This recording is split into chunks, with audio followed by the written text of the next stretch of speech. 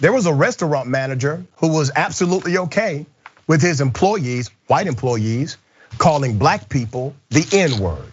Completely okay with it, 100% defended it. Now, before I get into this story, that manager and the other employee, they have been fired, okay? A TikToker named Angel Akeem says her manager, Raymond, at Saltgrass Steakhouse in Lubbock, Texas, told her black people can't dictate who can and cannot say the N-word.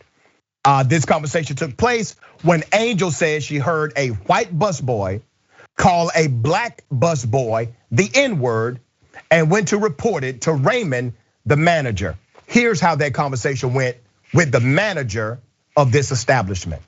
Really is, you cannot tell them no, you're wrong, because you do not live your life every day looking like me. I have nephews and nieces that are black. You know, that is one thing. Every single person who is ignorant to But we're confused totally right now, okay? Because perspective is two different things. When he said the N-word, that buster, he did not use it as a term of endearment. He used it to degrade that other buster. It should have never even came out of his mouth. He should not ever think it. He should never repeat it.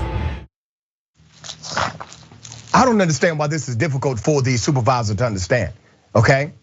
White people calling black people the N-word, that's a no-no. That's a no-no. So that manager was immediately terminated.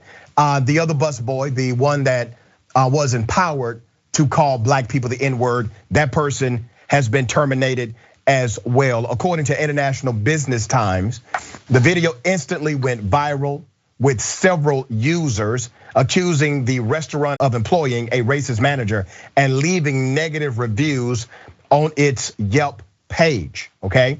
The restaurant's business manager later replied to the post saying that they had zero tolerance for discrimination and that the manager, as well as the white busboy, were immediately terminated following an internal investigation. The full reply given by the restaurant's business manager says, and I quote, "We have zero tolerance for discrimination at our company. We were as shocked and appalled as anyone when this matter came to our attention and immediately began a thorough and swift investigation. As a result, the employees involved were immediately terminated." Well, good for them. Good for them. Quite obvious that this was a culture of racism being protected by the management who was involved, and obviously giving power to the individual who actually was caught using the N-word.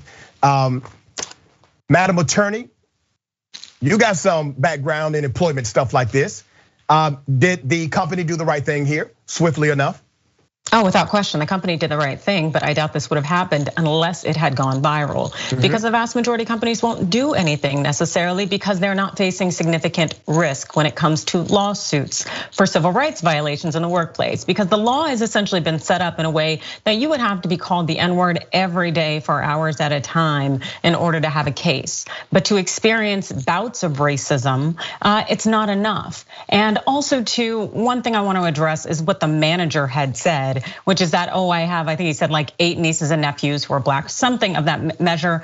A lot of people who have issues with racism, their first go-to will always be proximity to people of color. They will always try to cite that, I have black friends, I have black nephews, I dated a black girl in college. All of those things have nothing to do with whether you promote white supremacy or engage in racism. You can have all the friends you want of all different colors, backgrounds, gender, ages, and sizes. That does not make you exempt from systems of oppression. And so if you find yourself being like that manager out there, please check yourself because you are problematic.